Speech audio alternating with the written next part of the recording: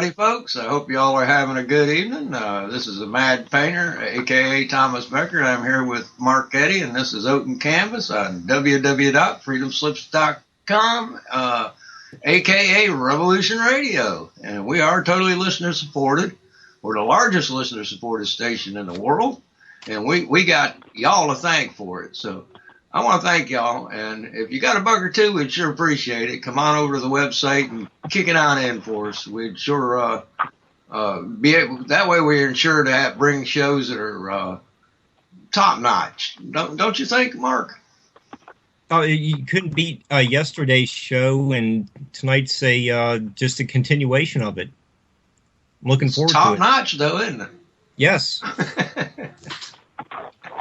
Yeah. So. Might as well get started. Wait, hold on a second. Let me get. Is the band here yet? There it is. Oh, there he is. Okay. Yeah, this is part 2 of our series on the Shakespeare authorship controversy and the contested year. Thomas, we ought to rename this show like Masterpiece Theater. As we broadcast from the dungeon of Castle Hackton tonight.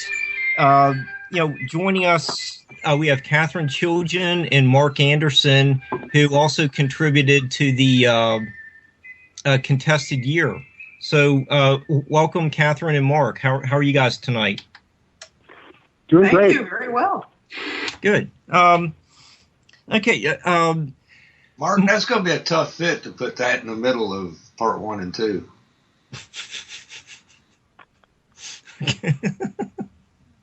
All right.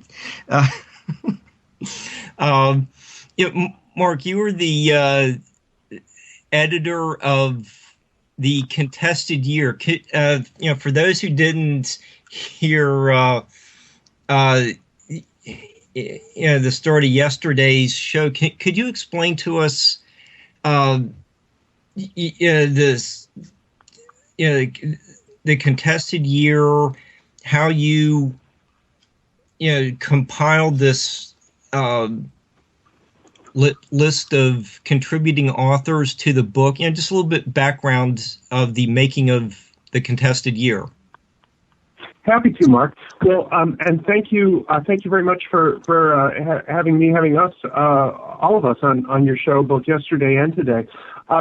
So I guess listeners should know we're here talking about not just a book, but in fact a whole controversy that has existed for decades, indeed more than a century, about the identity of the bard and who it was that really wrote those words, to be or not to be, and many other words as well.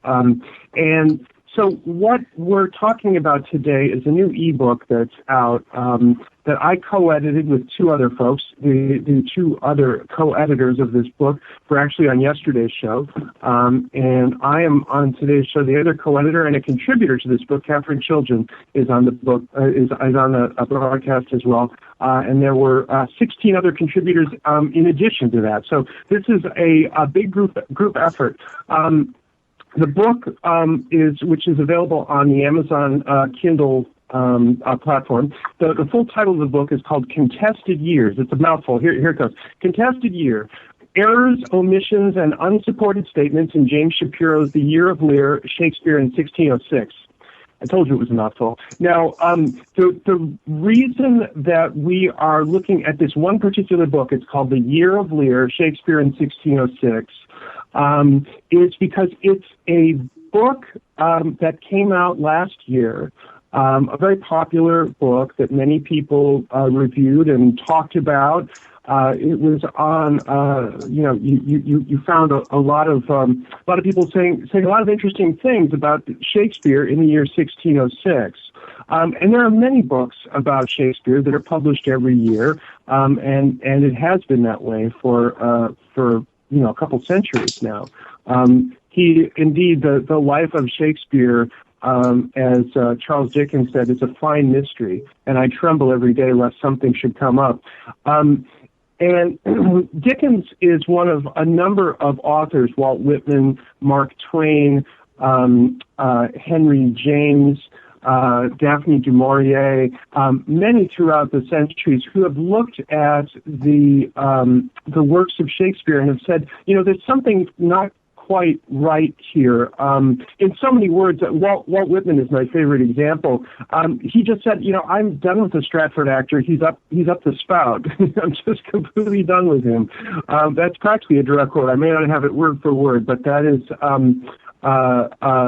Whitman was sounding a refrain that was beginning to gain some momentum in his time in the 19th century as people looked at the life story of the actor Will Shakespeare of Stratford and said to themselves, this is not adding up. What we're getting is somebody who is not writing about anything pertaining to his life, and indeed seems to be writing about another life altogether. And then when you look at the historical records, there's nothing that suggests he was an author. He was clearly involved in London business dealings. He was involved in a few financial transactions surrounding the theater. And as we're going to, discuss, there is indeed a much better candidate, somebody whose life story just resounds with Shakespeare at every turn. Indeed, his life story is all but a refraction of the Shakespeare plays, but we'll get to him momentarily. In any event, there is a big debate today about who was Shakespeare, who was the man who wrote these works. So most recently, again, there was this book called The Year of Lear, Shakespeare in 1606. And so a number of independent scholars, myself and Katherine Chiljan and others, put together this book, stating that the Year of Lear was indeed a number of years before, and in fact, Shakespeare in 1606, as far as the evidence is concerned, appears there's not even any evidence that the author of these works was indeed even alive in 1606.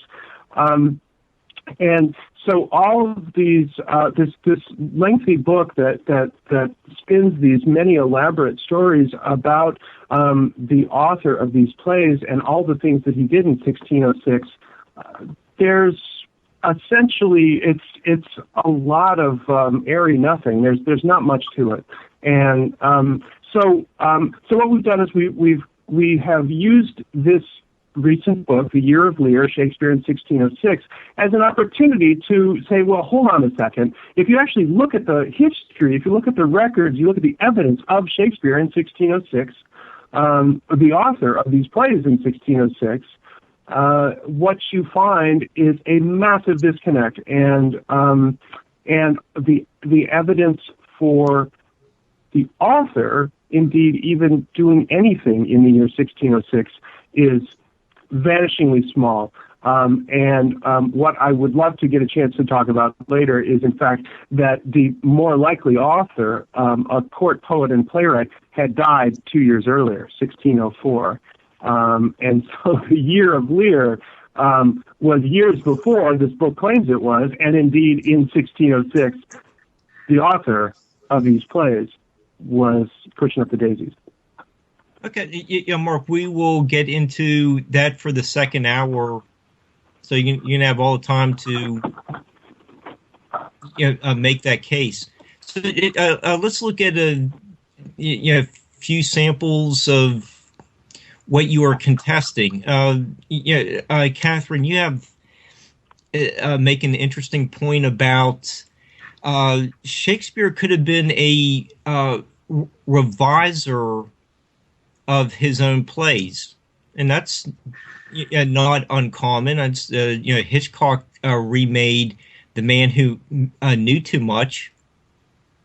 Yes, but that's a conclusion that Professor Shapiro will not even entertain, that notion.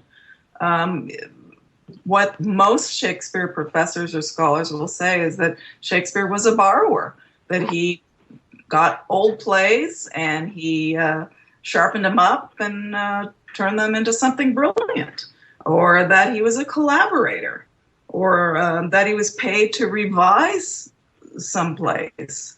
And the problem is there's no evidence for any of this. And my chapter was Shapiro's From King Lear, Leir, which was an earlier, supposedly an earlier anonymous play that Shakespeare, in essence, just read that when it came out, which was the year before 1606, and then he decided, I'm inspired by it, and I'm going to write my own version.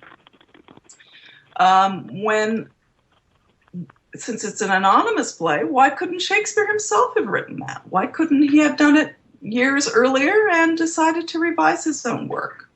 So that was what my chapter was mostly about. Isn't that what a lot of authors do? They'll write something, 4 or 5 things, decide they don't like it, wait years later, and then redo them? Sure. All the time. But I guess Shakespeare is the one exception, according to the Shakespeare professors. Okay. And let's see. Mark, you have some interesting comments to you provide some interesting challenges to the Year of Lear, and one is like King Lear's Fool and Daughter were written for a specific actor. Yes, that is one of dozens of claims made in the book The Year of Lear that's just unsupported. There's no evidence for that assertion. And so, but I'm sorry, well, I'll let you, please continue your question. So most of these actors were just taken from the Lord Chamberlain's men? Like, just whoever fit the part the best is that traditionally how choosing the actors would work? Well, it's a good question, and I think there are many theater historians who wish we knew a lot more than we do. And there is a sort of an old, sort of a fable, sort of a tradition that these plays were all written for one company, quote unquote Shakespeare's company, and they were just these commercial scripts that were prepared for the public stage, for this one theater company. And Shakespeare was a company man. He wrote all these scripts for this one company, and the actors all played the parts in this, in each of these plays, and we know all the actors because we know the membership of this company. I mean, it all kind of follows logically if you accept the premise, but the thing is, there's not only is there no evidence for the premise, but there's a great deal of evidence completely against the premise.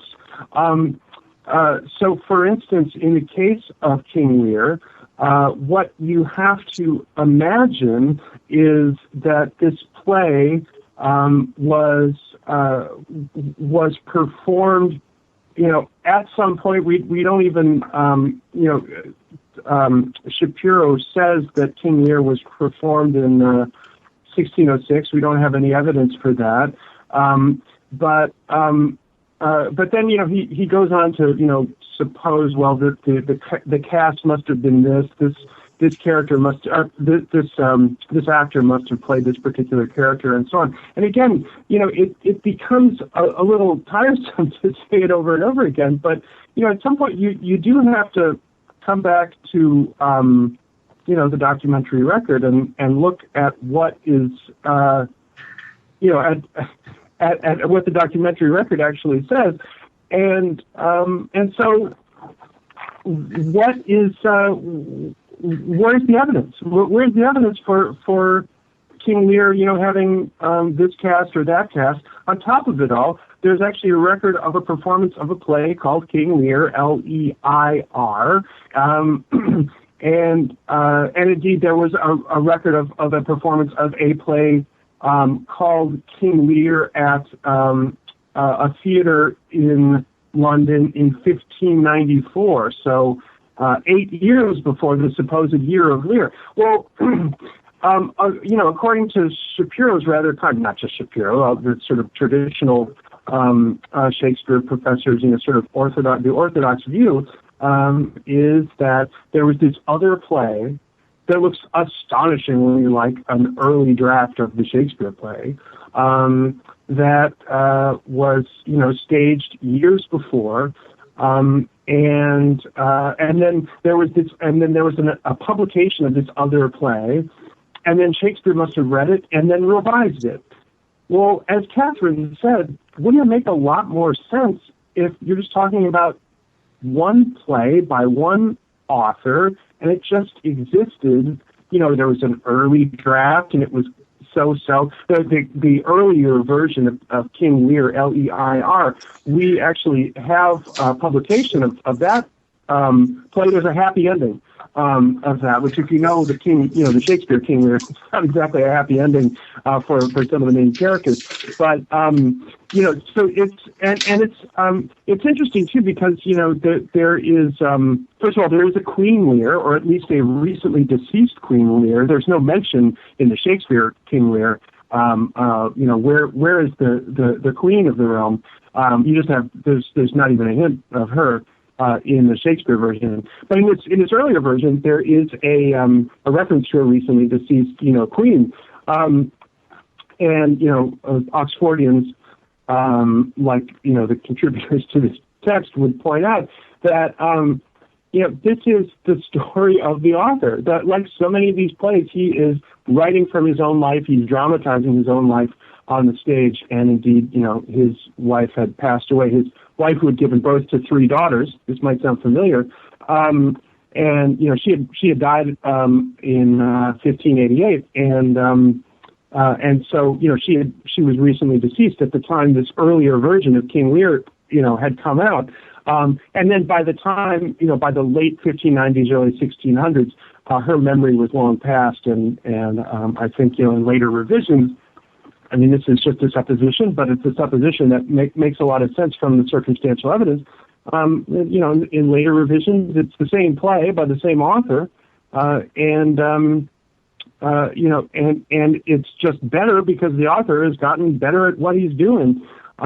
You see the same pattern in a play like Hamlet, and in that case, it's not controversial at all, because there is an inferior version of Hamlet that was published in 1603. And that one actually has the name Shakespeare on it. That was published in 1603. It's one where the famous soliloquy is, "To be or not to be, there's the point." Obviously, the author had some work to do on that and many other lines in the original version of Hamlet. It's much shorter. It's actually a very good text if you're teaching it to the first quarter of Hamlet is a great version for high school English teachers. If you have students who are afraid of the plays, it can be kind of refreshing. I've heard stories of English teachers who kind of spring it on their students, and they find themselves kind of engaged and refreshed at the possibility of an accessible version of Hamlet. But that's obviously another story. But in any event, Hamlet gives us an example of a play for which there is, a track record of an earlier version and then a later mature version. And what we're saying is that's the case with King Lear as well. And when you pull the lens back a little bit more, really our larger contention here is that this is true for the entire Shakespeare canon. That we've been handed a bill of goods about the writing, the production, the publication, the entire process of the creation of the greatest works of literature in the English language. They have a long foreground that is completely lost from the story, the just so story of the actor from Stratford, who was not writing about anything in particular, and certainly not about anything from his life or from people around him. So, you really miss that. And that's, again, that's another part of the story that we get into, or at least touch on in Contested Year. And we have many more references to many other books on the subject in Contested Year that really kind of fill out the storyline. Okay, and just to tie in, Mark's theme of earlier works. Katherine, you do mention that Dr. Shapiro said that Shakespeare owned Holinshed's Chronicles, which was the basis for King Lear, Lear, and you may take an opposing point of view, and I'll keep still with my philosopher. Well, I mean, he just basically says with no proof or support at all that he owned that the Stratford man, presumably, as Shakespeare, owned a copy of Holinshed's Chronicles, but there's no evidence he owned any books at all, and it's not in his will, and they've never been able to find a book that has his name in it, like he personally owned it. And that's also the case as far as letters or not even his own books, not even Venus and Adonis, which was a poem published in 1593, the first book that came out with William Shakespeare. He didn't even own that, apparently. And so that's the problem with, some of the statements that Shapiro makes. And he also says that he read Edmund Spenser's Faerie Queene, that he got ideas from that and from Philip Sidney's work, Arcadia, and a few other people. But, there's no proof about that. It's true that these other authors were writing earlier, and so I guess it's natural for them to think that he was borrowing from them because they believe that he started writing circa 1590, and these other works were 1590 and earlier. But as we cannot date any Shakespeare play with certainty, why couldn't these other authors have been borrowing from him? And that's a situation that they never consider. They're just sort of trapped in the vital statistics of the Stratford man, and when they think he was born, when they think he started writing, and it's led them to false conclusions, in my opinion. Well, Shakespeare had to have had some kind of source material for. It doesn't have to be, for King Lear. I mean, you just look at the 3 Henry VI plays and Richard III and Richard's, all the dukes and earls in all those plays, and the Battle of Agincourt from Henry V. He's got to be reading books from some library. It has to purchase.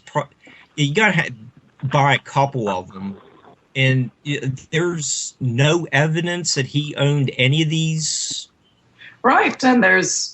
There were no public libraries back then, so he would have had to have had access from others if he were the Stratford man. But if he were the Earl of Oxford, which Mark and I believe he was, he probably had his own library, or he had access to other people's libraries. And also, as far as the sources were, there were other books earlier than Holinshed for history. Books printed decades earlier that covered similar material. So why couldn't he have got his material from those books? Well, whoever Shakespeare was, he had to have been a noble because of the amount of knowledge that is in his plays. He couldn't have been a common person. Yes, of course, that's a huge point of contention. I mean, there's absolutely no evidence that the Stratford man went to school. There's just an assumption that he went to the grammar school, but the grammar school would not have been able to teach him ancient Greek and astronomy and medicine and law. Those are just a few of the topics that Shakespeare was well versed in. Can I jump in on this? I think one thing that I find really interesting and instructive is just making a point of comparison. Now, you talk about books. It's a really important issue. Where are Shakespeare's books? Now, it might seem kind of like to your average, to somebody just hearing this for the first time, they might say, well, yeah, but he probably could have borrowed some books. The thing is, we're very spoiled today. If you want to read a book, you can almost certainly get your hands on it in some way or another today. Books are not expensive, and a lot of books you can get for free from your library. That just wasn't the case 400 years ago. And so for most people who wanted to write, which was a very small number of people in those days, what you owned was really what you had access to. As a point of comparison, I would point to the other great dramatist of the age, Ben Jonson. Now, Ben Jonson was the son of a bricklayer in London. He was a working class kid, and he was brilliant. I mean, he's undeniably like one of the great literary figures of his time. And now, scholars who, and by the way, people have written biographies of Ben Jonson, and people have, scholars have studied him for centuries. But a small percentage of people compared to the vast oceans of people who have studied Shakespeare and who have made their careers out of, Shakespeare scholarship. So with a modest amount of resources, much smaller amount of resources devoted to studying Ben Jonson's life, scholars have turned up more than 200 books from Ben Jonson's library. You can fill bookshelves with books that we know Ben Jonson owned because maybe he wrote his name in it. Maybe there was in many cases he did write his name in it. In fact, he tended to write a lot of notes in his books too. Maybe there's a record of a purchase of somebody and they can trace it back to Ben Jonson. The point is, it's not that hard to do to find, scholars for whom it is the case that, we've got books from him. Of course, this is an author who refers to books. There are hundreds of books that Shakespeare refers to. So where are these books? And just as one other point, in the comparison to Ben Jonson, I would talk about look at the world that these two people portray. Look at the world that Ben Jonson portrays. Look at the world that Shakespeare portrays. Now, in both cases, they are these are entertainments that sometimes are presented for the court or for the king. So, there is kind of a courtly air to them. But just look at the way that Ben Jonson portrays, sort of comic figures. Look at the way that he makes fun of, sort of makes stock characters and sort of two-dimensional cardboard cutout people that he can just knock over for laughs. With Ben Jonson, the people that he is mocking and sort of thumbing his nose at are these sort of stuffed shirts and the aristocrats and just kind of these, look at these silly, people with their silly titles and some of the characters that you find in a Ben Jonson play would have names like Sir Paul Etherside, Sir Amorous LaFool, Sir Epicure Mammon, Sir Diaphanous Silkworm, Lady Haughty. These are the names of characters that are in Ben Jonson's plays. He's making fun of these fancy pants people up on the hill, but he has nothing. He has no personal experience with it. He's not. He's not familiar with them, but instead the world of the sort of the clever, middle class people, those are the ones that Ben Jonson is clearly, on the side, clearly has Ben Jonson sympathies. Well, okay, so now look at the Shakespeare plays. Who are the people who are kind of, more often than not, who are the people that he is mocking? I mean, just take a look at the names of the characters of sort of some of the sort of, some of the mechanical, sort of the comic figures. You have names like Wart and Bullcalf, Moldy and Bottom, Dogberry, Snout, Starveling. These are lower class people, and this is the stuff that Ben Jonson said. These Shakespeare, especially the history plays, these are not the stuff of democracy.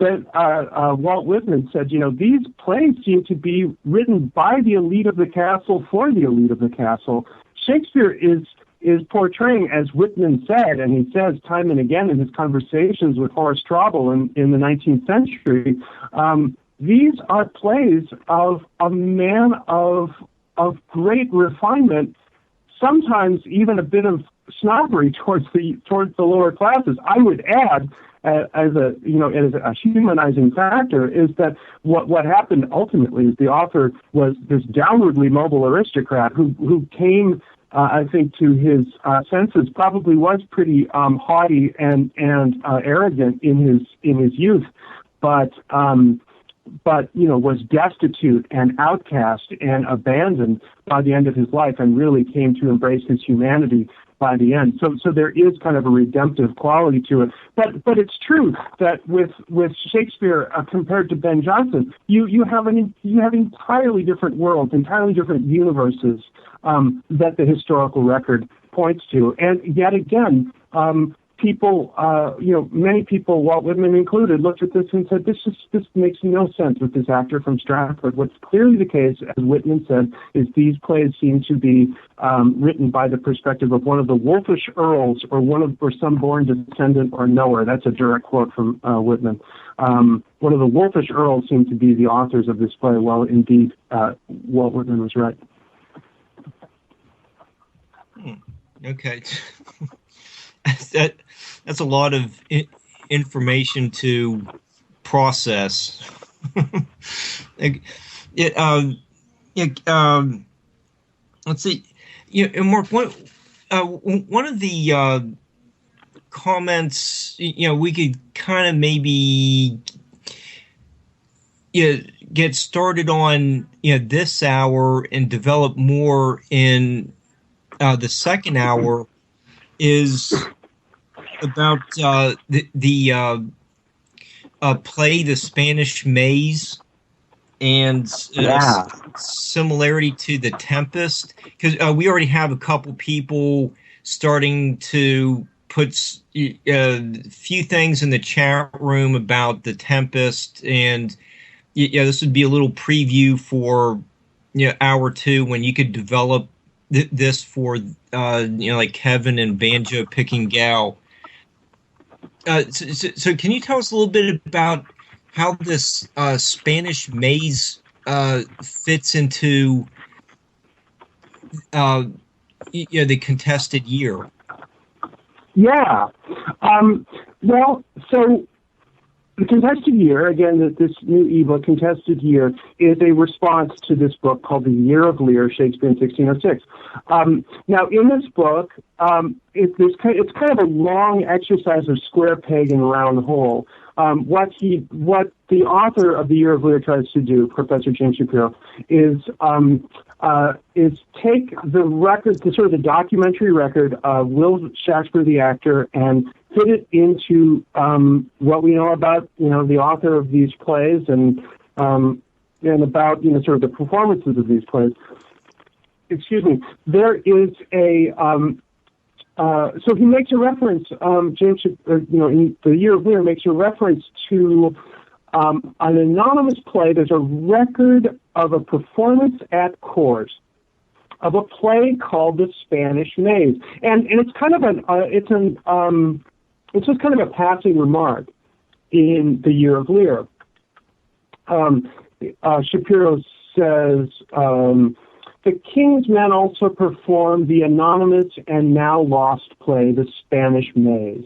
Okay, and he just lets that go because, we know nothing about it. So what could be said? Well, two contributors to our book, Contested Year, have a book that came out in 2013 that's about The Tempest. And I would love to get into The Tempest more because, as I'm sure some of the commenters on your chat boards are discussing, The Tempest is really kind of a crucial play in the Shakespeare authorship question, certainly in the context of the Earl of Oxford, for reasons I can get into. But I'm going to set that aside for the moment. So Roger Stripmatter and Lynn Kazitsky are two scholars and two contributors to Contested Year, and they came out with a book in 2013 called On the Date, Sources, and Design of Shakespeare's The Tempest. And they point out that, first of all, the Spanish Maze, this record, this play for which we have a record of a performance at court in 1604.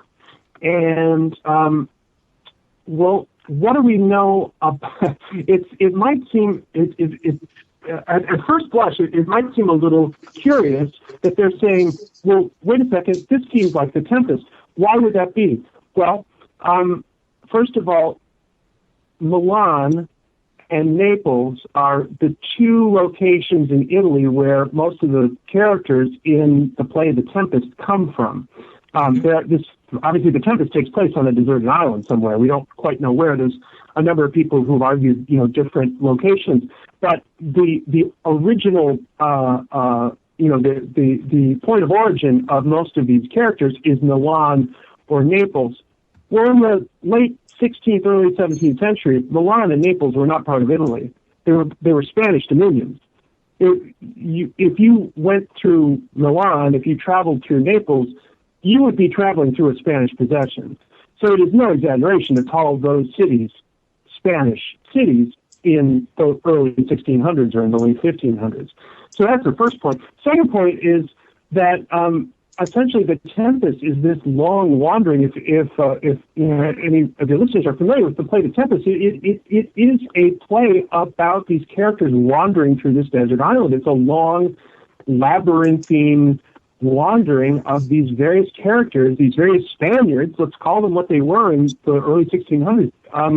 So they are wandering this sort of Spanish maze, and so indeed, when Oxfordians say that The Tempest originated, probably was written and performed in the early 1600s, like 1603, 1604.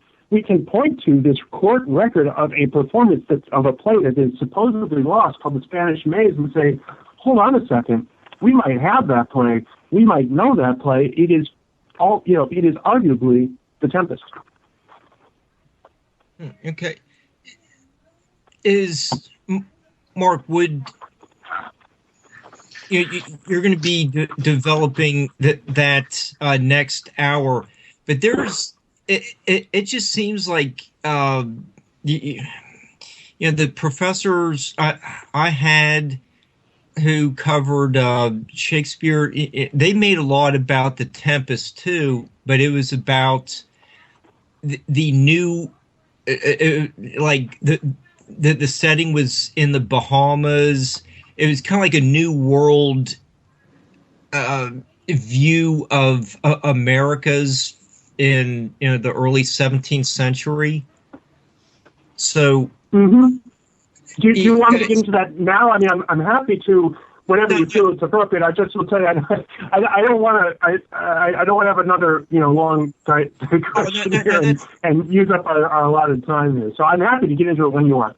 I was just going to say, I just heard that taught, when I was going through school, but there's also a lot of evidence that these plays could date more to like even before the founding of Jamestown and Roanoke Island. So it's I'm looking forward to hearing you develop that more for the second hour. But we can get Katherine in here again for another question. Katherine, you took exception to a comment about the plays were turned over to a publisher.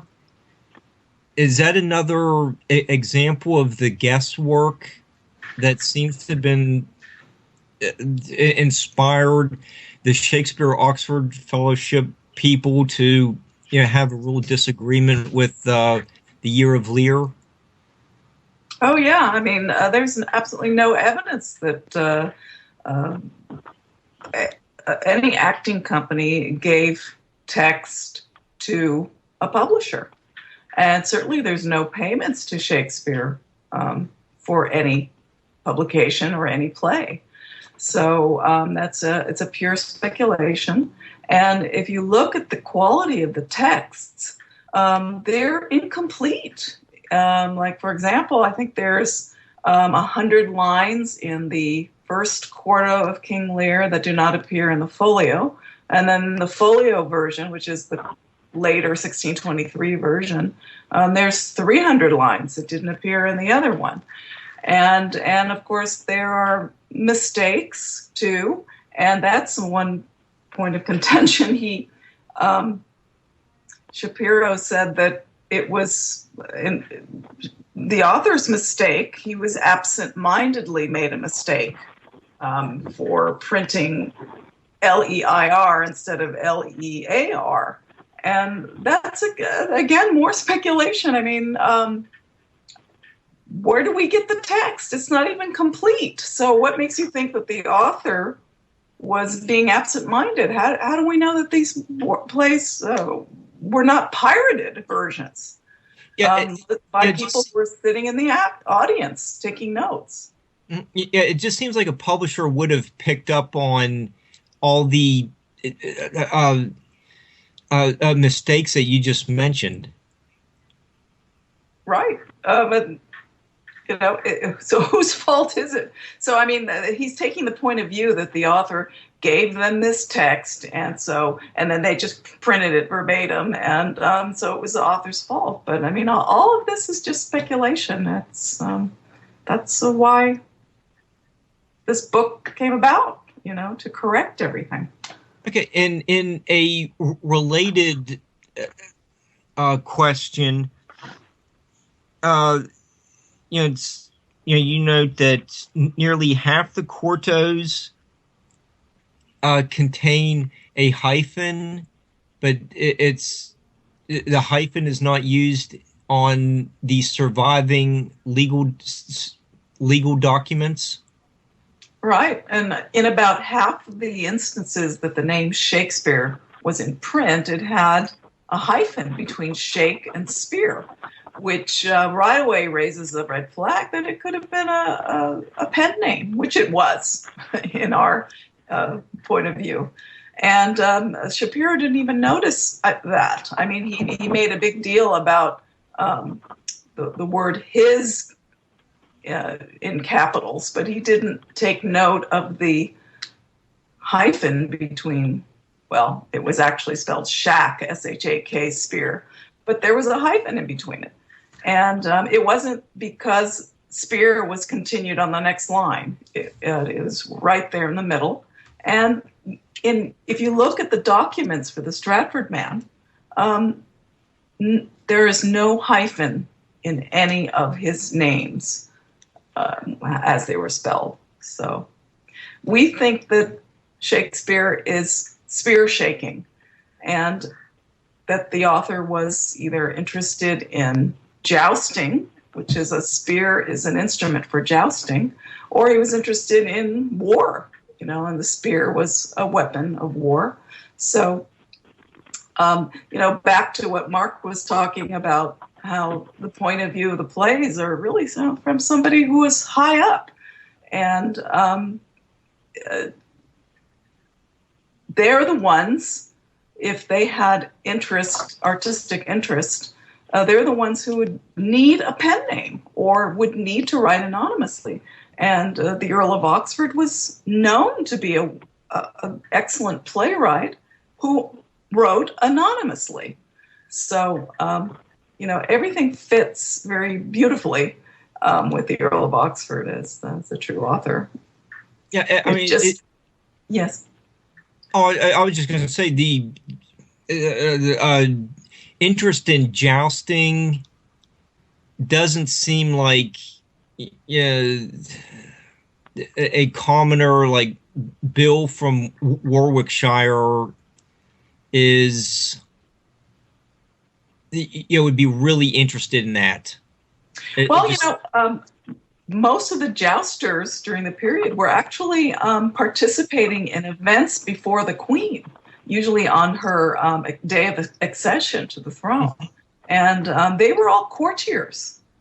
They were not average people. The average people were allowed to watch, but they were not participants. And on top of that, you had to outfit yourself, in armor and weapons and things like that. And that was very expensive. So really, it was more of an elite sport, just like tennis, which Shakespeare seemed to know a lot about. And certainly appears to be a nobleman. Okay, let's go back to Mark. We have about 11 minutes, 10 minutes left for this hour. But Mark, you note that there are a lot of records that are more posthumous about Shakespeare, and there just really aren't a lot of contemporary documentation about his involvement in the theater. Could you explain that a little bit, please?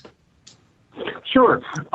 Let's see. So the story that we're told about Will Shakespeare of Stratford, or Will Shakespeare as he's consistently spelled his name, is he grew up in Stratford, was born in 1564. He grew up there, and they claim he went to school. We don't even have records of him going to school, but whatever. And then he supposedly disappears and shows up in London in 1592, where they claim he is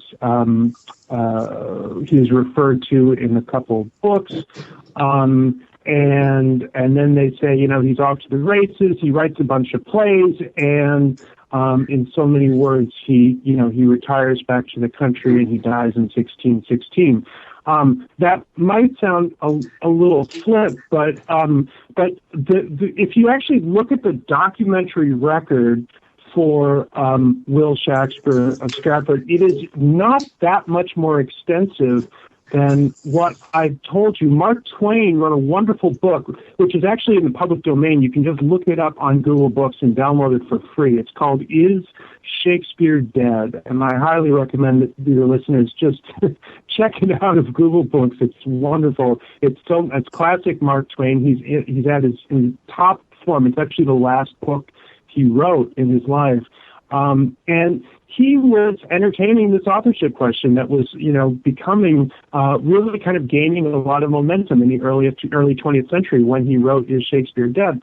And Twain said, in so many words, he said, look, the story of Will Shakespeare, or call him wherever you want, the guy from Stratford, he's like a brontosaur, he said. He's 3 bones and 900 gallons of plaster of Paris.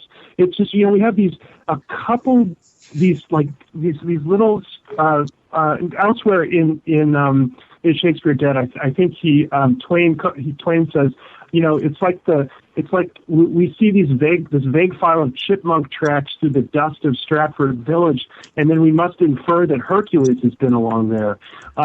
It's, we just have like this little scattering of a couple records of his financial transactions in the theater, vanishingly few records of him as an actor in any sense, certainly not in 1606, but, and then we infer from that this elaborate tale of what he must have been and what he must have done and what he must have read.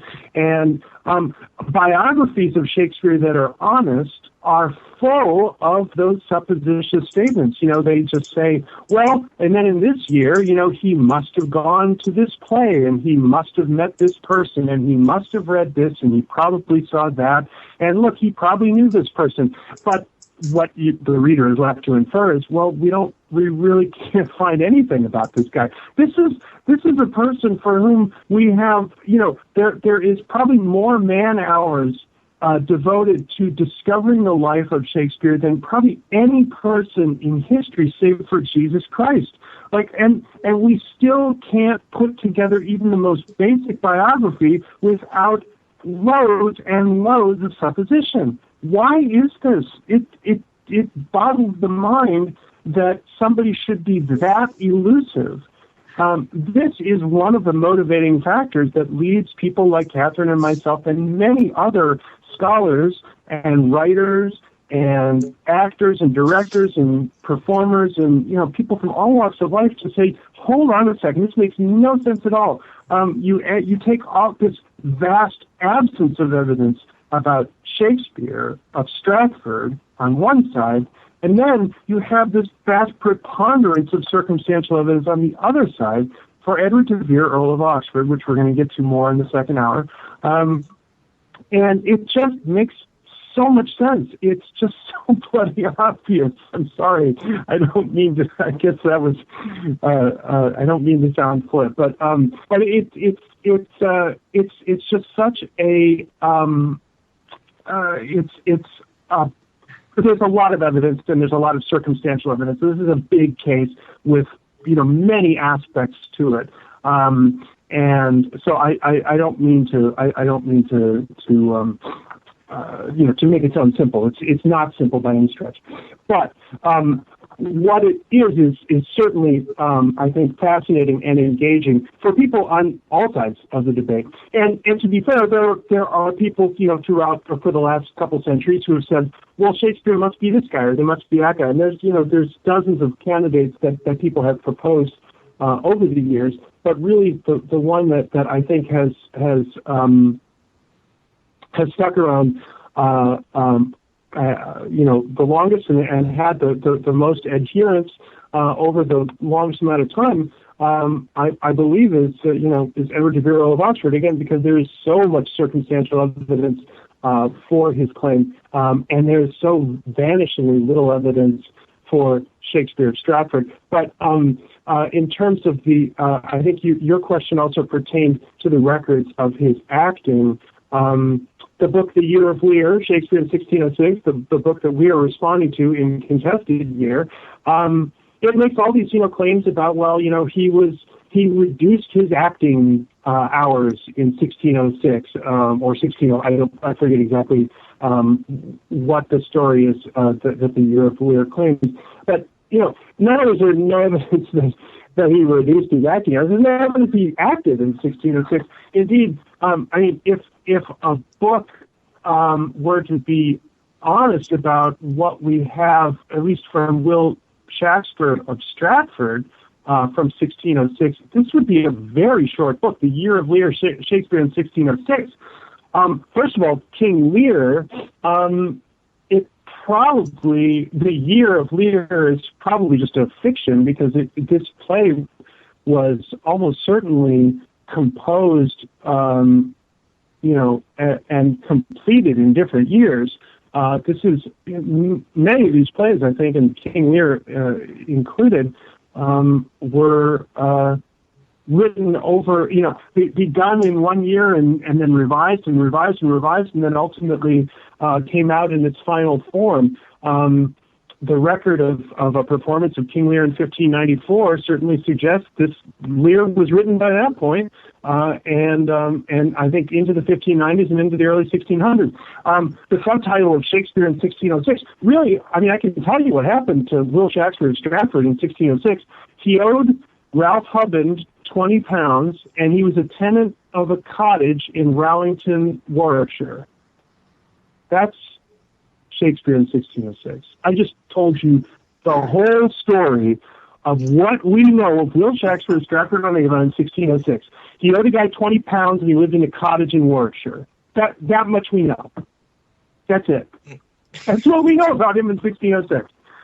And it's that kind, and again, this is after 2 centuries of strenuous searches and manhunts, through so many records and, libraries and personal libraries and manuscript libraries to find anything that would tell us something about the author of these great plays. And here we have a book that's written about a guy for whom, when you look at the documentary record for this year, about there's a whole, for which there's a whole book written. Really, the historical fact is we just know that he owed a guy £20 and he was a tenant of a cottage in Rowlington, Warwickshire.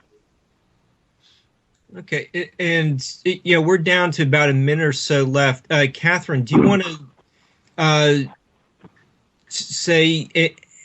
Publicize your other book, or just focus on the Shakespeare Oxford Fellowship? How do we get a copy of the contested year? You're welcome to publicize anything. Yeah, the contested year is on Amazon for 99 cents, and as Mark has said, all the proceeds are going to our Shakespeare Oxford societies, the Shakespeare Oxford Fellowship, and the De Vere Society in England, and one other. I think the Shakespeare Authorship Trust, right, Mark? That's correct. The De Vere Society, the Shakespeare Oxford Fellowship, and the Shakespeare Authorship Coalition, which are all just different organizations promoting this authorship question, really asking the historical questions about who was Shakespeare and presenting this alternative case. Okay, and I just put the Shakespeare Oxford Fellowship.org link into the chat room. Okay, folks, we'll be back after these promos. Half of the show, and I know you're going to enjoy the second half. We're going to really get into this subject a little deeper now, and some of the questions that were touched upon earlier are going to be revisited, aren't they, Mark? Yeah, and developed in more detail because we did Wait a have second. I forgot to mention, we are totally listener supported. If you got a buck or two, we'd sure appreciate it. Okay, I at least got to put that in there. Right. Okay. So so we're all legal to start hour 2, but yeah, just one of the statements Kevin put in the chat room at the about halfway through the first hour. He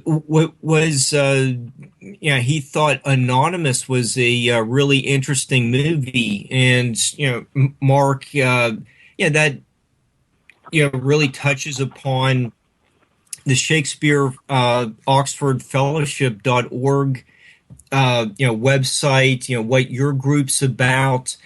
Could you tell us a little bit about what you think of that movie that came out 4 or 5 years ago?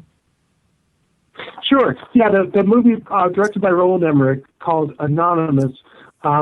This was a movie that portrayed the life and times of Edward de Vere, Earl of Oxford, pretty well fictionalized in many ways. Kind of given the Hollywood treatment as one might expect from a noted Hollywood director like Roland. It's quite a wild romp. I have to say it really introduces the reader. Yes, I'm sorry. I didn't say anything. Hi, okay, I'm sorry. I got a bit of interference. It really introduces the viewer to some of the big ideas in the authorship question, but it's by no means kind of a lecture kind of movie. I mean, it's kind of it's pretty wild, adventurous stuff, and it contains a lot of suppositions that many Oxfordians, myself included, don't support. Notions of the Earl of Oxford, having children with the Queen, or maybe he was a child of the Queen, or all this kind of stuff. Not to say that it's impossible that any of those things could have ever been the case, but it's just the evidence is just not really there for that, and I think the evidence is much stronger that Oxford was, as we know him to have been, that he was, the 17th Earl of Oxford, which is plenty, and was a member of Queen Elizabeth's court, kind of the inner circle, one of the most ancient families of the aristocracy in England in the Elizabethan age, and he inherited these dozens upon dozens of estates at his exception to the earldom in 1562, and he squandered so much of his family fortunes and died destitute, and it's that thereby hangs a tale, as somebody once wrote. But in any event, Anonymous, I do credit for certainly for introducing many people to this I think fascinating story of this Elizabethan earl and court poet and playwright who is dramatizing his very Shakespearean life and putting it on the stage before the Queen and ultimately before the public and the world.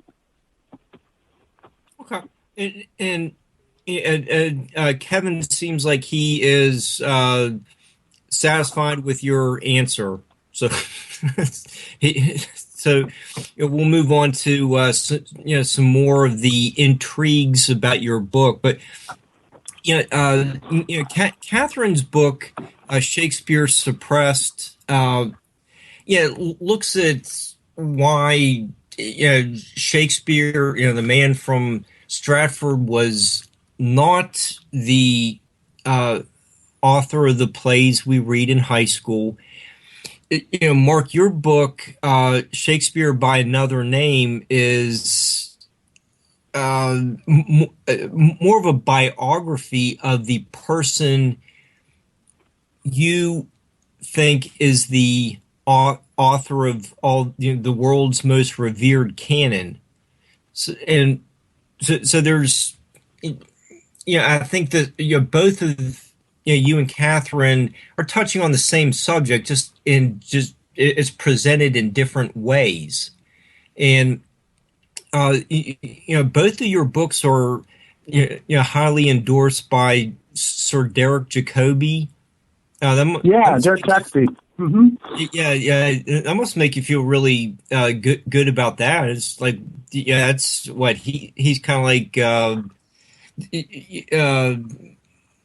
the most latest person to step into the shoes of Sir Laurence Olivier.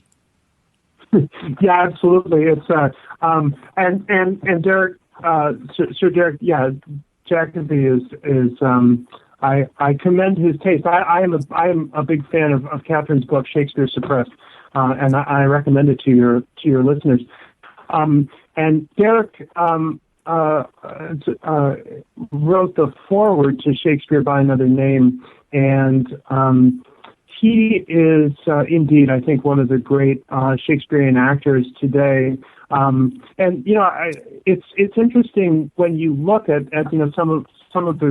some of the great Shakespearean actors are quite fascinated by this authorship question. Mark Rylance, another great Shakespearean actor, is I think undeniably fascinated by the Shakespeare authorship question, and if you speak with him about it, he'll tell you that he thinks that it might have been a whole group of people writing and ultimately publishing under the brand name of Shakespeare. But Derek Jacobi and Jeremy Irons is another great actor who has recently, within the last 10 years, stated his that he thinks the Earl of Oxford was the author of these plays. Supreme Court justices have joined us. Even the recently departed Antonin Scalia, obviously a very conservative justice, to the liberal justice John Paul Stevens and Harry Blackman, all have said, well, boy, we looked at the evidence and it sure looks like the Earl of Oxford was the author of these plays. So there you have it. Shakespearean actors and liberals and conservatives, and it really does bring many different people from many different walks of life looking at the Shakespeare canon anew and reimagining it really as works of imaginative literature, but coming from a very lived and amazing and epic Shakespearean life. And that was indeed what I wanted to do, what I think did in 2005 when I published the book Shakespeare by Another Name. in that book took as its kind of mission to just write a cradle-to-grave life story of the epic life of Edward de Vere, Earl of Oxford. And because people had for so many years been talking about him as Shakespeare, I just wanted to read a book that set all the debates aside and just told the story. Just tell me the ripping yarn, just tell me the story of this guy. What was his story as Shakespeare? And that's what Shakespeare by Another Name is. So, in so many words, it's the story of Edward de Vere, Earl of Oxford, as Shakespeare.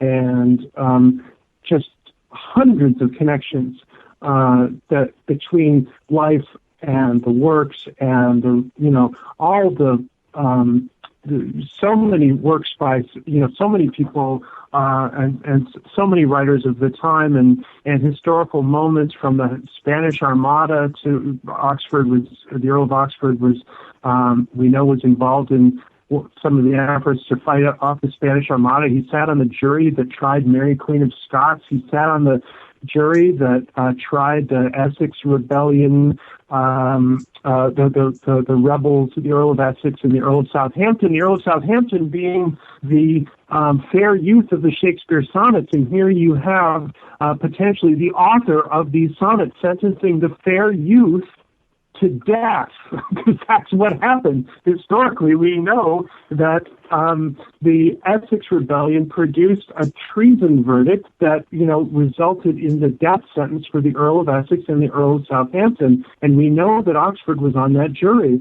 And that's what's going on in the sonnets. The sonnets are this Sturm und Drang, this tremendous Wagnerian epic, because that's really the climax of the sonnets. The author is sentencing the fair youth to death.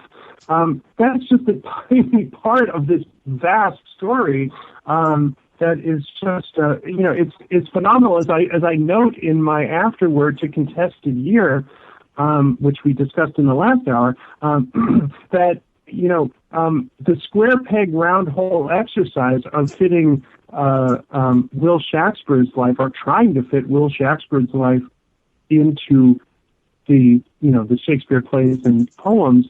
It's just a giant load of nothing. There's very little to really make any kind of substantive connection between the life and the work. But I found time and time again, as I was writing Shakespeare by Another Name, that I would have to compress into a sentence or a paragraph what I felt should be like pages or a chapter unto itself, because there just are so many connections. It's just there's so much material there between each of the plays and so many so much in his life. Far more than we can cover in this hour, or in this 45 minutes that remain. Mark, one of the,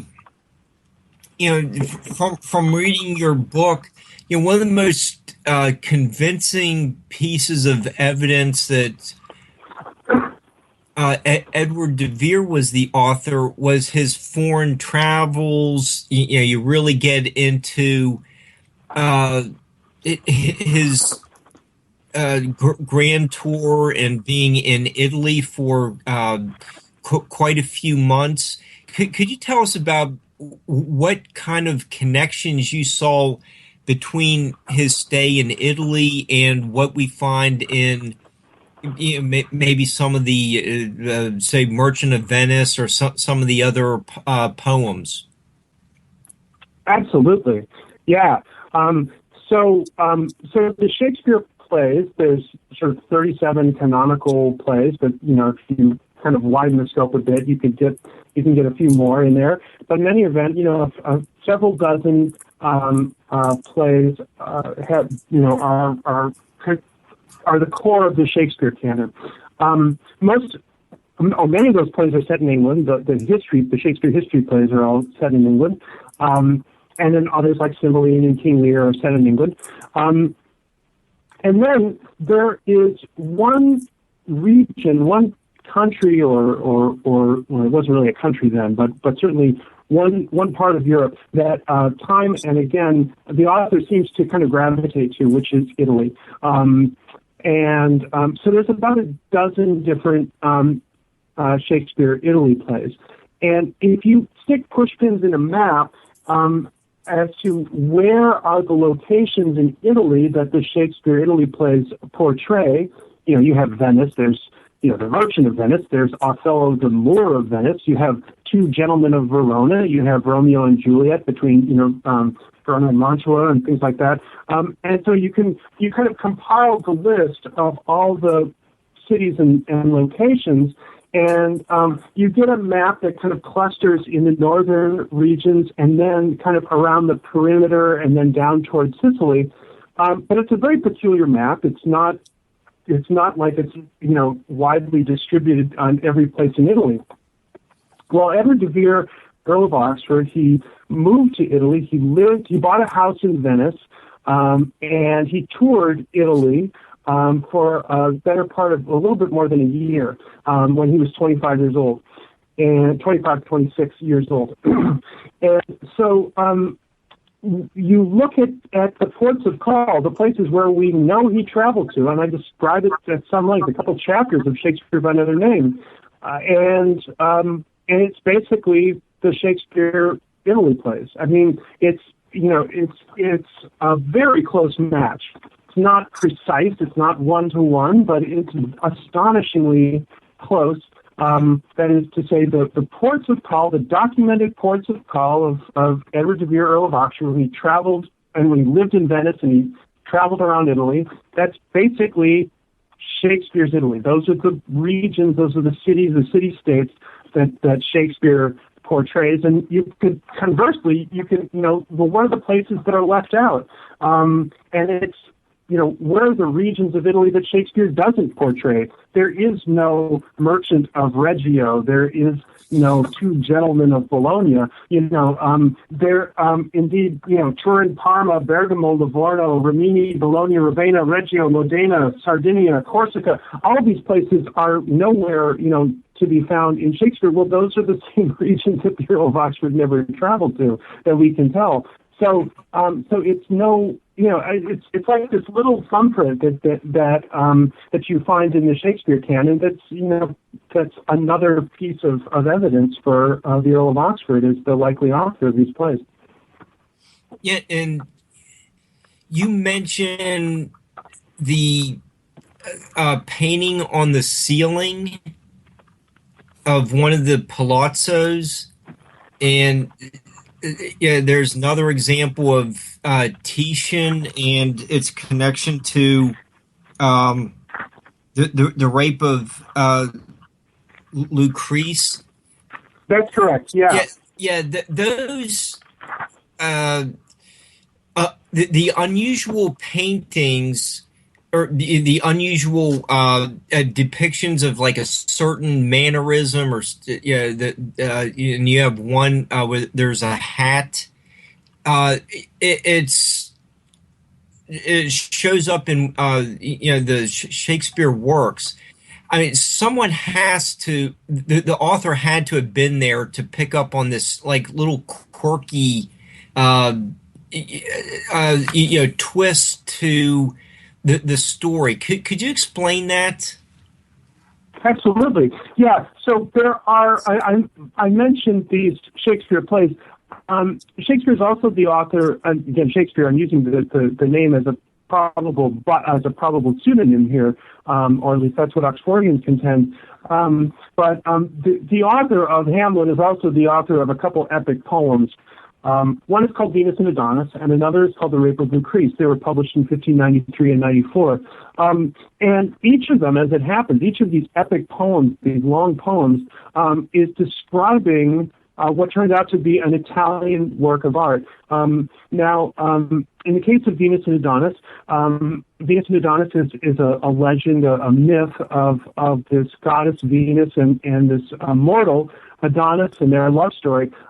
Shakespeare's portrayal of that myth is very peculiar because it is in Shakespeare's version of the Venus and Adonis story. there's like almost no other portrayal of that story. The traditional Venus and Adonis myth is this love story of these two, lovebirds and so on and so forth, and tragic ending and blah, blah, blah. Spoiler alert there, I guess. But in the Shakespeare version of Venus and Adonis, Adonis is this kind of headstrong hunter, and he wants nothing to do with this desperate lady who's like hanging on his, who's like hanging on him. It's really kind of, Venus is portrayed as this kind of desperate vixen, and it's really weird, and just has almost nothing to do with the way that Venus and Adonis are traditionally portrayed. Well, there is one painting that people have found that basically is this exact same representation of the Venus and Adonis myth, and it is a painting by the great master Titian, Titian, Titian, who is he painted exactly what I said. He painted Adonis as this, hunter who's like trying to get out to, well, you can tell from the picture, he looks like he's trying to get away from her. And this woman who's like grasping at him, and he just wants nothing to do with her. It's basically the storyline of Venus and Adonis in one painting. The amazing thing is when Oxford lived in Venice, there was Titian, and just Google it, Titian's Venus and Adonis, and you can see it for yourself. There were multiple copies of this painting, but there was one copy that was actually in Venice in 1575 when Oxford visited there, and it's actually oddly, it's a version of the painting where Adonis is wearing a hat, this kind of hunter's hat. And wouldn't you know it, that's exactly what Adonis has on his head in Shakespeare's Venus and Adonis. So it's like, it's another one of these moments where it's like, wow, just imagine, who'd have thunk? So in Rape of Lucrece, which is the other great, Shakespeare epic poem, there's a long, elaborate description of some mural that has to do with the Trojan War. I have just a little bit of Rape of Lucrece where it describes, it's more than 200 lines in this long poem about a mural. It says, "At last she calls to mind where hangs a piece of skillful painting made for Priam's Troy, before the which is drawn the power of Greece, for Helen's rape the city to destroy." And so it goes on and on about, the poem goes on and on about this mural that's depicting something, from the story of the Trojan War. And it's a very, long description of that. Well, just like with Titian's Venus and Adonis, which incidentally was never in England, so the guy from Stratford could never have seen it. But this mural is a real thing, and it's in a palazzo in Mantua called the Palazzo. I believe it's the Palazzo Ducale in Mantua, and in fact, it's called the room is called the Appartamento di Troia. It is this one room that has this gigantic mural that pretty much fits to a T what Shakespeare describes in Rape of Lucrece. You have to go there. It's not like this it's not like this palazzo was touring England or something. You had to get there to see this thing. Now, how did Oxford get there? Well, as far as we can tell, we don't have documentary proof that Oxford was in Mantua, but we do know that he was in a number of the cities and city-states in that same region, and I described in Shakespeare by Another Name a very probable itinerary that includes Mantua and indeed, a visit to this very room. So we can get him very close. We can get Oxford very close, both to both of these paintings, to both of these works of art that are still immortalized in these Shakespeare poems. I got some question I want to ask you. This is probably going to sidetrack you. With all of the notoriety and the fame that comes with being a smash hit author of plays of the time, why would he want to remain anonymous or work so hard to avoid people knowing who he was?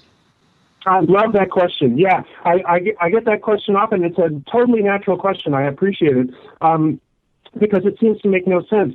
Why would somebody who is, could be a rock star choose to live in, obscurity or anonymity? Did you have you all seen the movie Trumbo? Do you remember that movie? It came out, I think, end of last year.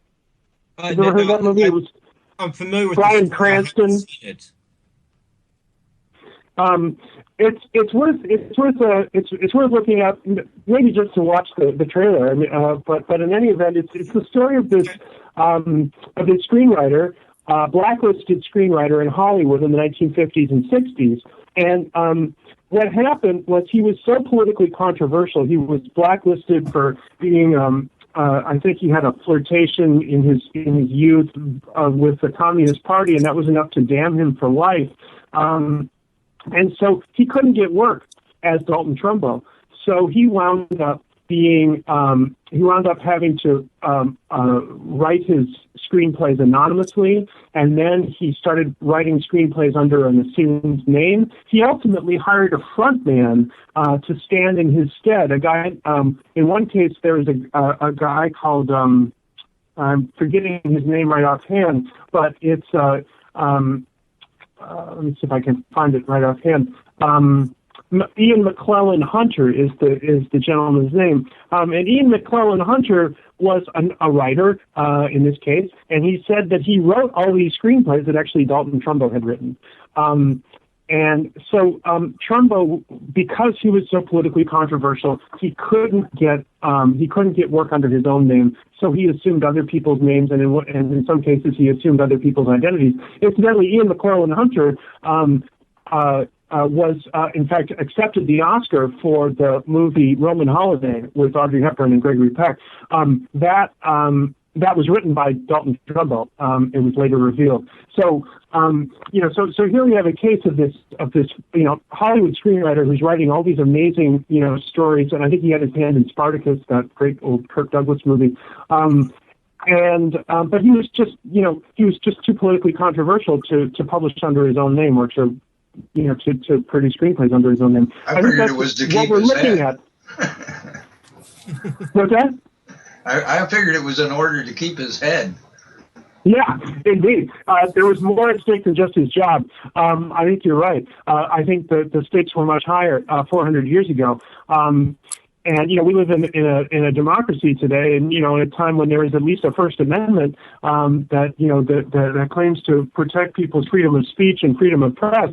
That didn't exist 400 years ago in Elizabethan England. And for somebody, I think, like Oxford, to have written, well, what Oxfordians are saying is that he's not just writing these plays about just some random, Prince of Denmark or some random Moor of Venice. He's talking about all the figures of the Elizabethan court. He is portraying, just like Hamlet, just like the Prince of Denmark does, in Hamlet.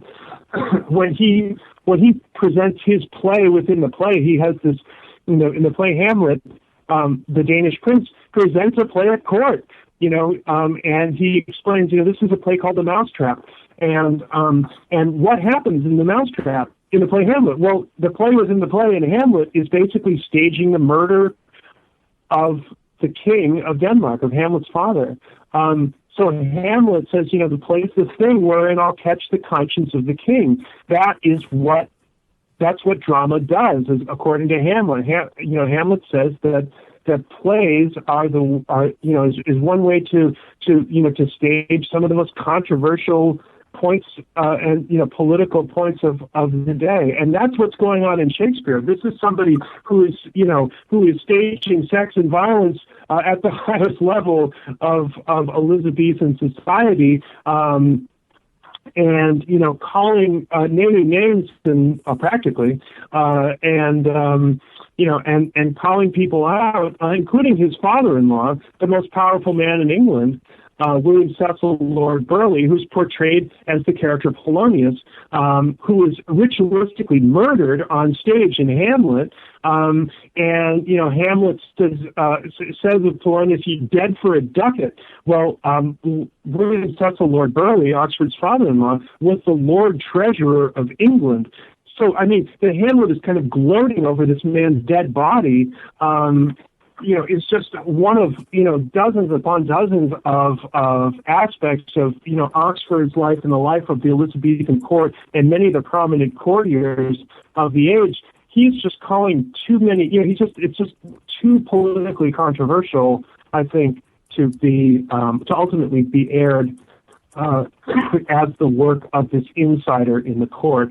And so we get this kind of happy just so story about this gentleman from the country who comes to town and writes a bunch of plays that don't mean anything. Don't pay any attention to what's going on in these plays. They don't mean a thing, and he goes back out to the country and he retires, and there you have it. No, the story of Shakespeare is the story of an author who was in the kitchen. He was somebody who knew all the figures and indeed interacted with and had fights with and sometimes almost duels with some of the most powerful people of his time, and was right there in the midst of Elizabethan history, and he chronicled it in the Shakespeare plays. But again, it was just too controversial to be able to claim as his own. And so it's up to us, centuries later, to kind of begin to piece this story together. Okay, Mark, another really interesting point you make is that over the last 400 years or so, Edward de Vere's Bible has survived. How does that fit into your study of de Vere being the playwright? Well, so we had talked in the last hour about, and as Katherine had pointed out, there are all kinds of. So there's a couple hundred books that if you read the Shakespeare plays and you like you follow like the references that the plays make to these other books, these other plays, these other poems, you find these classical authors and contemporary authors and sometimes obscure works of literature not even available in the English language, but that were published in France and in Germany and in Italy, and somehow the author of these plays had access to them. It's phenomenal how many books the Shakespeare plays reference. And it just makes no sense when there's not even a single, we can't even find a family Bible for Will Shakespeare of Stratford, let alone a vast library. Now, with Oxford, it's certainly the case that, he had access to all these books and more. There are a number of books that Oxford owned that we now have today. Not many, admittedly, but we do have a vast library that was owned both by his father-in-law, his guardian, and then later his father-in-law, Lord Burleigh, and then also his personal tutor, Sir Thomas Smith. And between all of them, you cover much of the ground already of a great number of the Shakespeare source texts. Well, the Bible is certainly a very important source text for Shakespeare, and Oxford owned more than one. We know that he, for instance, when he was in Italy, he bought a Greek New Testament for his wife, and he sent it back with a punning verse written that he wrote in Latin for her. So he obviously could. It would seem he could read Greek, and he could read Latin and write in Latin, and so we know that he owned some Bibles. We also know that there was an English translation of the Bible called the Geneva Bible, sort of a precursor of the King James Bible, this being in a time before King James and before the King James Bible. But the Geneva Bible was kind of a standard English translation, a Protestant translation of the Bible. And so we've had records of that for decades, that the Earl of Oxford owned a Geneva Bible. Scholars who have independently looked at the Shakespeare canon and tried to figure out what was Shakespeare's favorite version of the Bible, lo and behold, they discovered, yeah, indeed, it was the Geneva Bible.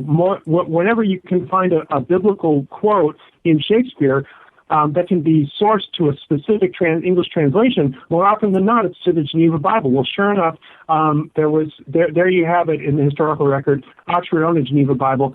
In the early 1990s, a scholar named Roger Strittmatter found that the Folger Shakespeare Library, of all places, actually has Oxford's Geneva Bible. And he started studying this Bible in great detail. He ended up doing his PhD dissertation on this Bible because it has hundreds of underlined verses in it. I believe the number is something over 1,000 verses that are underlined in Oxford's Geneva Bible. He is underlining obscure verses and well-known verses, from the Beatitudes, from Jesus' Sermon on the Mount, from very obscure books of the Apocrypha called Ecclesiasticus and Wisdom and things like that. And amazingly, there are several hundred, there's more than 100 of these verses that are in Oxford's Bible that he underlined or wrote marginal notes about that turn out to be Shakespeare biblical references. And in fact, Shakespeare refers to the Bible so often that, sometimes he refers to a verse more than once. In fact, sometimes he refers to a specific verse of the Bible 2 or 3 or 4 or 5 times throughout the Shakespeare canon. Well, if you track the amount of references that Shakespeare makes, it's in fact a rule of thumb that the more often that Shakespeare refers to a Bible verse, the more likely it's underlined in Oxford's Bible. You can go through, and actually a professor of psychiatry at Georgetown University, Richard Wadman, has done some of the analysis of Roger Strittmatter's work and discovered just this, that if you look at the number of verses, the number of references to Shakespeare, that Shakespeare makes to the Bible, where he makes them more than 3 times, then there's an X% chance that it's that verse is underlined in the Bible. You set your threshold to now I'm looking at only the verses the Bible verses that Shakespeare refers to 4 times or more, and then it's a greater chance that it's found in the Bible, and you can go on up the line. It's amazing. It's basically kind of an answer key to Shakespeare's biblical knowledge, the Bible. And indeed, Strittmatter was able to improve on some of the scholarship of Shakespeare's use of the Bible simply by using the underlined verses in Oxford's Geneva Bible, in the Earl of Oxford's Geneva Bible. Because, we're looking at the mind of the man who was Shakespeare. This is somebody who was a multifaceted person. You'll find some Shakespeare, there are, Shakespeare biblical references that aren't underlined in the Geneva Bible, and you would wholly expect that because this is somebody who didn't just go from one book. I'm sure he probably owned and referenced, who knows, 2, 3, 4, 5, 7, 10 Bibles, I'm sure. We're talking about an author, and I think the Oxfordian approach to Shakespeare is this is a scholar and a mind second to none of his time or of any time. And we are only beginning to appreciate just how vast an encyclopedic mind we are dealing with when we're talking about the works of Shakespeare. Okay, and Mark, we're down to about 15 minutes. We still have to. Talk about 1604. You have to get into 1604 and wrap up with the Tempest. So, take it away for the last 15 minutes. Absolutely. Well, I guess the other point, and it sounds like some of your commenters on the chat room have already mentioned this, that 1604, the Earl of Oxford died. 1616, Will Shaxford of Stratford died. And the conventional chronology of the Shakespeare plays says that many Shakespeare plays were written after 1604. So if it is indeed true that there is one or more Shakespeare plays that were written after 1604, then that would seem game over for the Earl of Oxford. So 1604 and the Shakespeare chronology turned out to be a major battleground in the Shakespeare authorship controversy, and it's often said in very mocking tones. The Earl of Oxford died before many of the Shakespeare plays were written. So how could anyone take any of this seriously? Well, it starts with examining how we know when the Shakespeare plays were written, because something that people might not know, we don't have it. There is no such thing as a Shakespeare manuscript. We don't have the manuscript of Hamlet or Romeo and Juliet or the sonnets or anything. These are only exist as publications. So we have the publication dates of the quartos of these plays or of some of these poems. We have historical references in these books, in these published plays. And we have, in a few cases, we have performance records, and we have source texts. We know that, that there's a book that Othello is based on. It's a book of stories published in a city-state south of Venice about this Moor and his wife. I think her name is Desdemona. And that was a book that was published in the 1560s. So that Othello has to date from after the 1560s because that's when the source was published. Well, that doesn't do us much good, but because Othello was published and performed, obviously in the 1590s and 1600s. And all these plays were published and performed in the 1590s and 1600s. So that's how you can begin to make a chronology of the Shakespeare plays.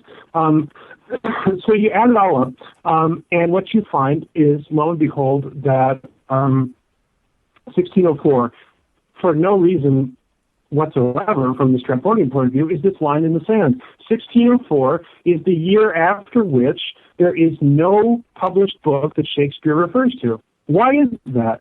Did Shakespeare stop reading in 1604? Okay, how about this? Shakespeare stopped referring to historical events in 1604. There are moments in the court, in the Elizabethan court, that are referenced from the 1590s in the Shakespeare plays. And undeniably, there's a character, this guy Count Montbogart, and he's referenced in the Merry Wives of Windsor from the early 1590s. Absolutely, Stratfordians and Oxfordians agree on that point. That anything that happens after 1604, you look at the actual evidence that this is a reference to something that happened after 1604. It's just not there, and we go into that in detail in Contested Year in this new ebook. I describe it in an appendix in my book, Shakespeare by Another Name, where I talk about Macbeth and Henry VIII and King Lear and The Tempest. All these instances where supposedly there are historical events that are described from after 1604 that are described in the Shakespeare plays, and it's just not there. So on Macbeth, there is a claim that there's a line from a character in Macbeth who talks about equivocation. And there's equivocation was this notion that was very popular in 1606 because there was an act of terrorism that was committed in London in 1605, and there was a famous trial of the terrorists in 1606. And one of the legal doctrines in play in that trial in 1606 was equivocation. So it seems, there Macbeth is referencing the gunpowder plot trial of 1606. Not so. There is no mention of the gunpowder plot in Macbeth, and indeed the only thing that people can really point to is this notion of equivocation. Well, the Earl of Oxford's father-in-law wrote a long doctrine about equivocation in 1583, and Oxford was in fact sat on the jury for the Mary Queen of Scots trial, where many of these legal doctrines were in play, and this would have been familiar to him. Indeed, he went to law school. He was trained as a lawyer. So you can go through, for the source texts, for and the historical references, and find that Shakespeare just stops noticing events after 1604. You can look at, in fact, Shakespeare is a man who stays current with the scientific discoveries of his time. There are references to the circulation of blood, which Italian scientists had discovered in the late 1500s, and Shakespeare seems to be current with that.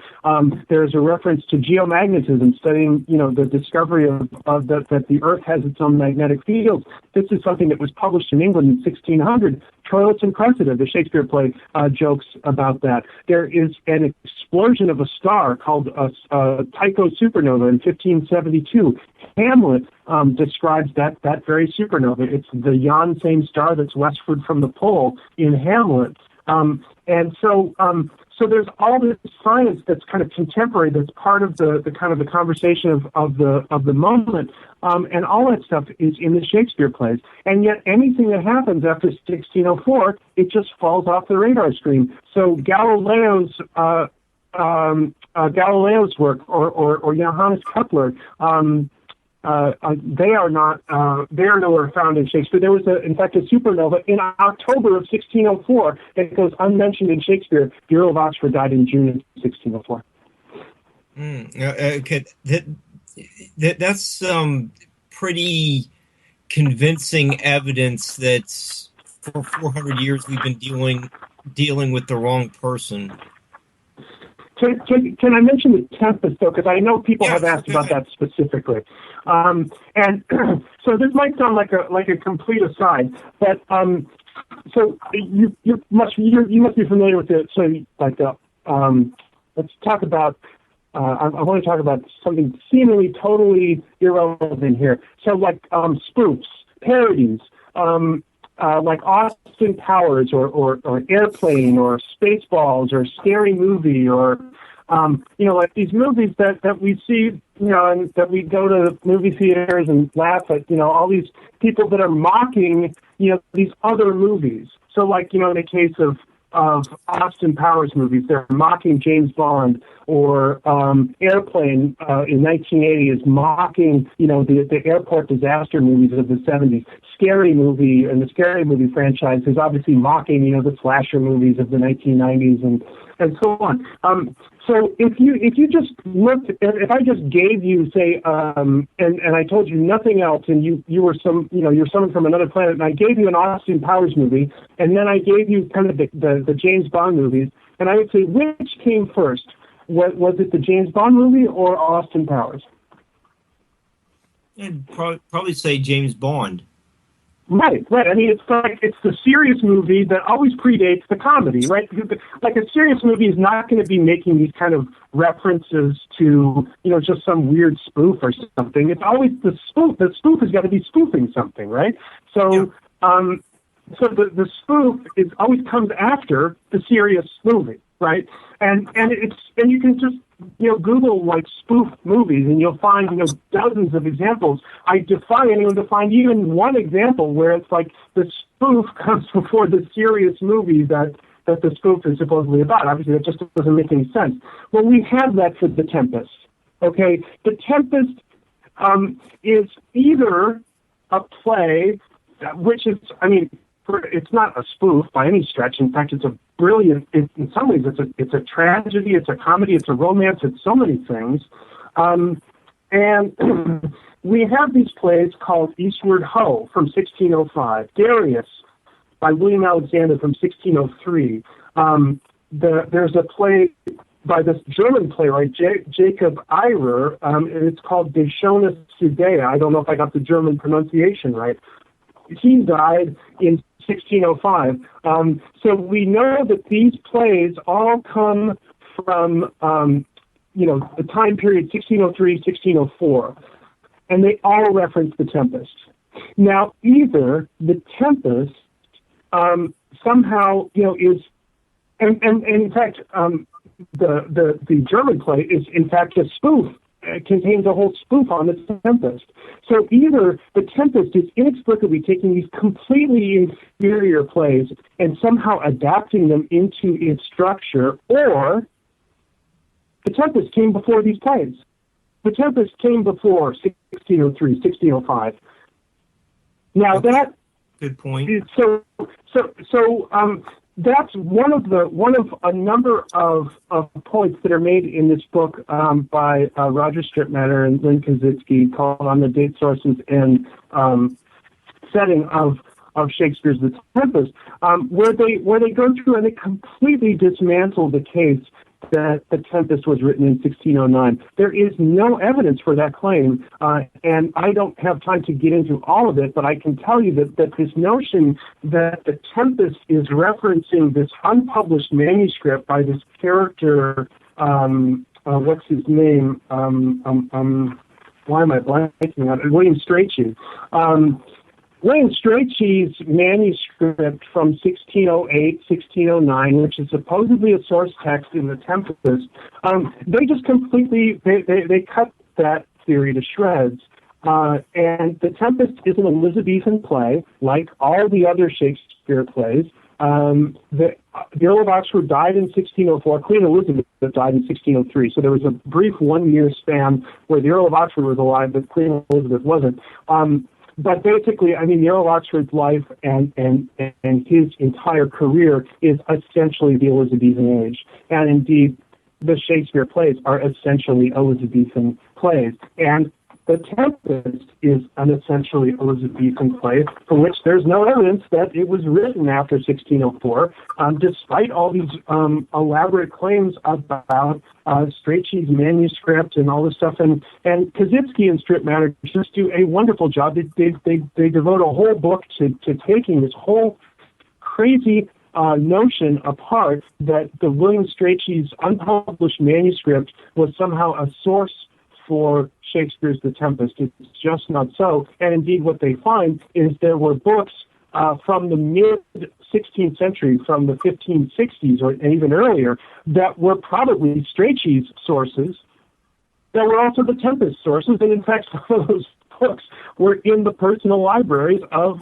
the Earl of Oxford's tutor and father-in-law.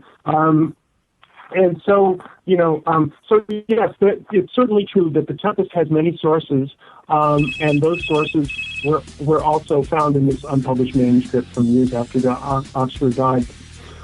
So we get drawn into these kind of, side arguments. That, it's kind of, to me, the best single argument is, Austin Powers and James Bond. I hate to cut you off, but that's the end of the show. Yeah. Just a second, they're not going to be able to hear nothing. Well, Shakespeare by Another Name is my book. And you can find it on Amazon and ShakespeareByAnotherName.com. All right, we appreciate you joining us tonight. Thank you so much for having me on. Yeah, we'll see everyone next week with